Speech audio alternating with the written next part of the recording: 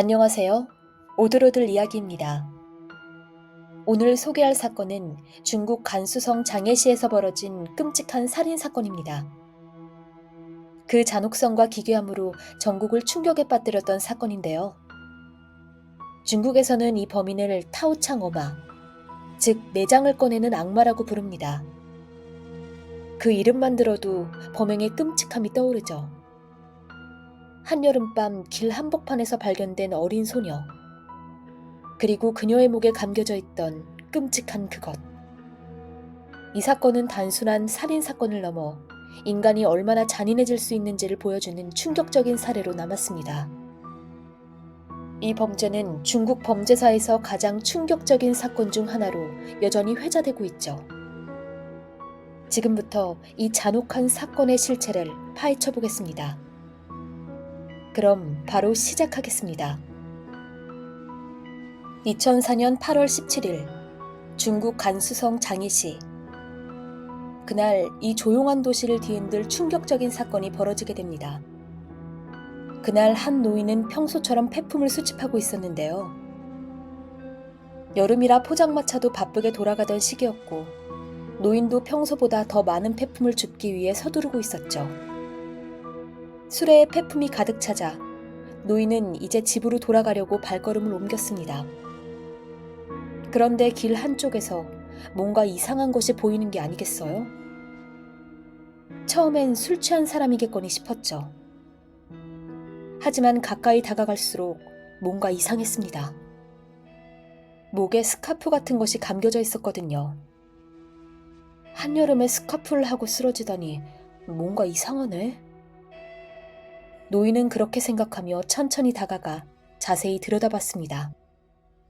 그런데 그 순간 노인의 눈앞에 들어온 장면은 정말 끔찍한 악몽과도 같았죠. 어린 소녀가 피웅덩이 속에 쓰러져 있던 것입니다. 소녀는 하반신이 벗겨진 상태였고 목에 감겨져 있던 붉고 긴 것은 스카프가 아니었죠. 바로 소녀 자신의 내장이었습니다.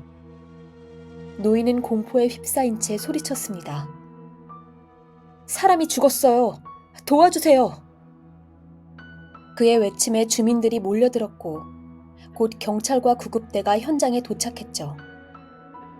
하지만 구급대가 도착했을 땐 소녀는 이미 숨을 거둔 상태였습니다.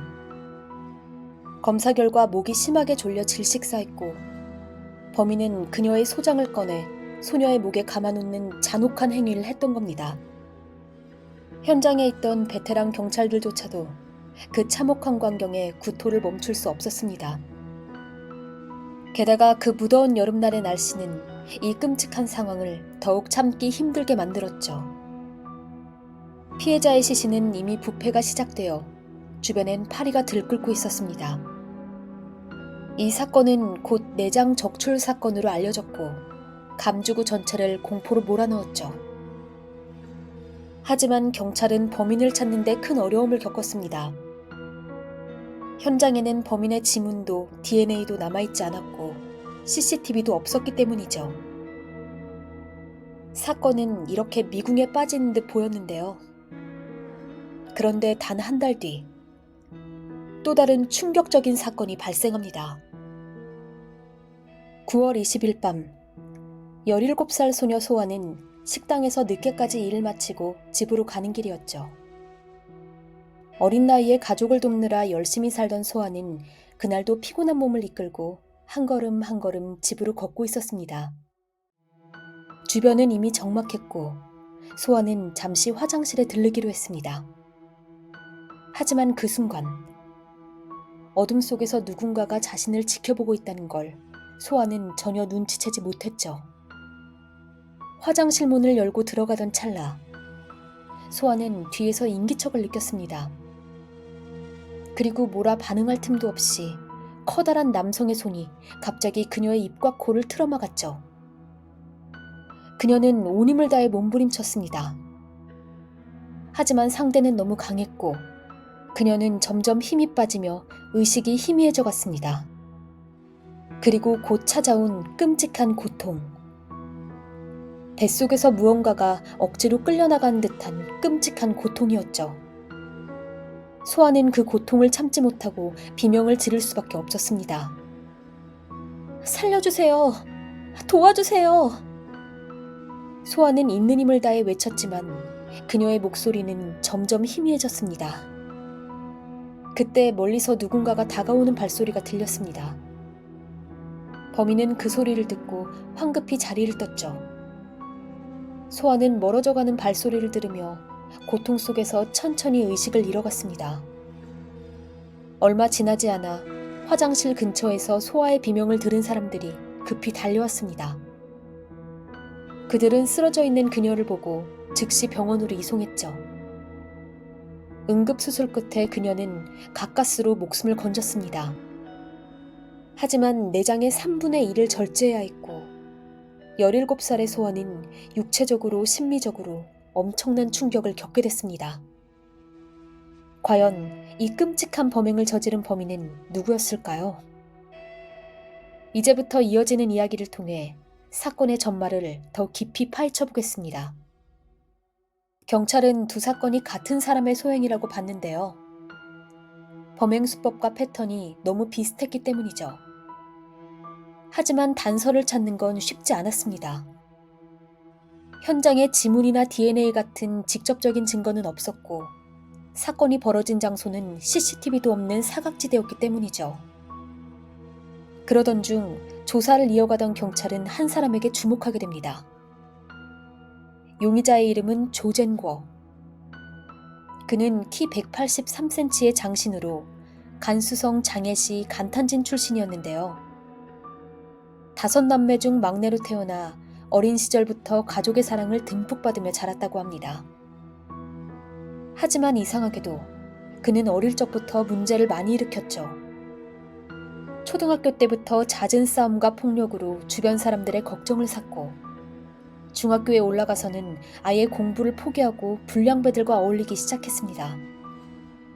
그렇게 점점 가족의 기대를 저버리면서 결국 그는 3번이나 감옥에 갔고 젊은 시절의 대부분을 감옥에서 보내게 됐죠. 경찰이 조젠궈를 용의자로 지목한 이유는 단순히 그의 과거 이력 때문만은 아니었습니다. 두 번째 피해자인 소아의 증언에 따르면 자신을 공격한 남자의 특징을 키가 크고 체격이 좋았으며 굉장히 무자비한 태도를 보였다고 했죠. 이런 묘사가 조젠궈와 딱 맞아떨어졌습니다. 게다가 사건 당시 그가 감주구 근처에서 목격됐다는 주민들의 진술도 나오면서 경찰은 확신을 갖게 됐습니다. 수사는 빠르게 진행됐고 경찰은 조젠궈의 거주지를 찾아냈죠. 그는 아파트에 숨어 지내고 있었습니다. 경찰은 그를 체포하기 위해 유인작전을 세웠지만 조젠궈는 쉽게 집 밖으로 나오지 않았습니다. 결국 경찰은 그의 어머니와 약혼녀를 설득해 도움을 청했는데요. 긴 설득 끝에 그제야 그는 계단으로 내려왔고 기다리고 있던 경찰은 그 자리에서 그를 체포했습니다. 조젠궈는 체포된 뒤 자신이 저지른 끔찍한 범죄들을 자백했죠. 그 중에서도 가장 충격적이었던 건 바로 첫 번째 희생자 사오리 사건이었습니다. 어느 날 밤 술집에서 잔뜩 술을 마시고 비틀거리며 집으로 가던 조젠궈는 길가에 앉아있는 19살의 사오리를 발견했는데요. 당시 사오리는 퇴근길에 발목이 삐어 잠시 쉬고 있었습니다. 조젠궈는 그녀에게 다가가 자신이 얼마나 힘든 삶을 살아왔는지 갑자기 이야기하기 시작했죠. 전과자로 살아가면서 느끼는 외로움과 사람들의 차가운 시선에 대해 속마음을 쏟아냈습니다. 하지만 사오리는 아무 말도 하지 않은 채 두려운 눈빛으로 그를 바라보기만 할 뿐이었죠. 사실 사오리 입장에서 이건 당연한 반응이었습니다. 그녀에게 조젠궈는 단지 모르는 남성이었으니까요. 하지만 조젠궈는 그녀의 이런 반응을 자신을 무시하는 태도로 받아들였고 뭐야, 지금 날 무시하는 거야? 라고 생각하며 마음속에 분노가 쌓이기 시작했죠. 며칠 뒤 그는 퇴근 중이던 사오리를 다시 발견합니다. 그녀를 몰래 따라간 조젠궈는 기숙사 앞에서 그녀를 강제로 끌고 나와 길가로 데려갔습니다. 그는 사오리가 자신을 모욕했다고 확신하며 복수심에 불타고 있었죠. 결국 그는 사오리의 목을 졸라 기절시킨 뒤 그녀의 몸속으로 손을 집어넣고 그녀의 내장을 꺼내기 시작했습니다. 그리고 딸려 나온 소장을 그녀의 목에 감아 잔혹하게 살해했습니다. 사오리는 살아있는 상태에서 내장이 뜯겨지는 그 끔찍한 고통을 겪어야 했습니다. 정말 믿기 힘들 만큼 엽기적인 살인사건인데요. 19살의 사오리는 그렇게 비극적으로 생을 마감해야 했습니다.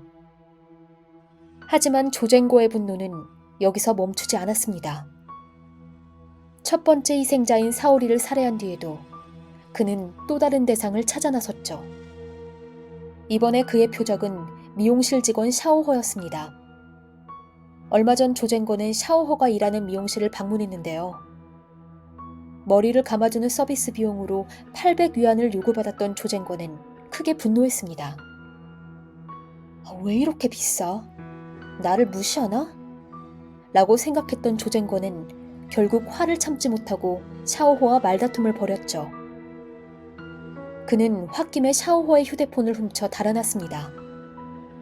하지만 얼마 지나지 않아 그의 행동이 강도죄로 이어질 수 있다는 생각에 불안해진 조젠고는 다시 미용실로 돌아가 샤오호에게 휴대폰을 돌려줬습니다. 그럼에도 조젠고의 분노는 쉽게 가라앉지 않았죠. 반드시 샤오호에게 본때를 보여주겠다. 그는 이렇게 다짐했습니다. 며칠 뒤 조젠고는 길에서 공중 화장실로 들어가는 소녀를 발견하게 됩니다.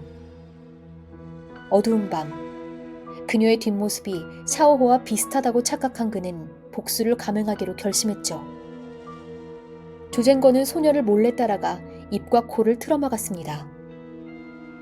그녀가 비명을 지르자 그제야 조젠고는 다른 사람을 공격했다는 걸 깨달았습니다.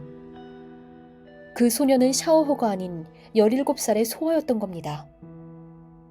그럼에도 조젠고는 그의 범행이 들킬까 두려워 끔찍한 범죄를 멈추지 않았습니다. 첫 번째와 똑같은 방식으로 소아를 질식시킨 후 내장을 꺼내 목에 감아 그녀를 죽이려 했지만 소아는 기적적으로 구조되어 목숨을 건질 수 있었습니다. 당시 경찰은 조젠고의 진술이 사건의 세부 사항과 정확히 일치한다고 판단했죠. 피해자의 상태와 범행 당시 상황, 그리고 현장의 디테일까지. 그의 말은 마치 사건 현장을 재현하는 듯 생생했는데요. 하지만 그의 태도는 전혀 정상적이지 않았습니다. 자백 중에도 반성의 기미는 전혀 없었고 오히려 경찰을 조롱하는 듯 웃음을 짓기도 했죠. 조사 초기 단계에서 조젠고는 2건의 살인을 포함해 강간미수 사건들까지 모두 자백했습니다. 그는 자신의 범죄를 모두 인정하면서도 오히려 자신을 정당화하려는 태도를 보였죠. 하지만 재판이 진행되면서 상황은 완전히 달라졌습니다. 2심 재판에서 조젠고는 돌연 모든 자백을 철회했습니다. 그는 법정에서 이렇게 말했죠. 내 지문이나 혈흔 같은 증거가 있다면 죄를 모두 인정하겠습니다. 하지만 그런 증거가 없다면 저는 무죄입니다. 저를 죄인이라고 부르지 마시죠. 그의 이런 뻔뻔한 주장에도 불구하고 다행히 초기 자백은 사건 해결의 중요한 단서가 되었는데요. 문제는 사건 현장에서 조젠고를 범인이라고 증명할 직접적인 물리적 증거가 부족했다는 점이었죠.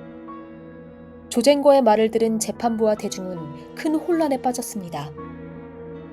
그를 유죄로 단정할 수 있을지 아니면 증거 부족으로 풀려날지 논쟁은 계속됐습니다. 1심에서 조젠고는 사형을 선고받았습니다. 하지만 2심에서는 물리적 증거 부족을 이유로 사형이 무기징역으로 감형됐죠.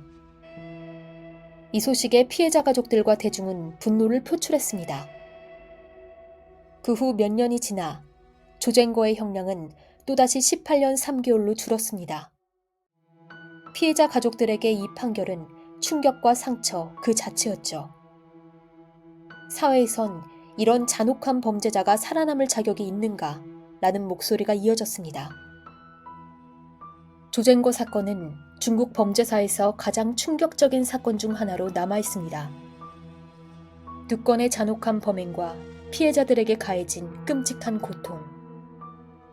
그가 왜 그렇게 극단적인 범행을 저질렀는지, 그 잔혹함의 근원이 무엇인지 우리는 끝내 이해할 수 없을지도 모릅니다. 18년 3개월. 조쟁고에게 내려진 이 형량은 피해자 가족에게 아무런 위로가 되지 못했죠.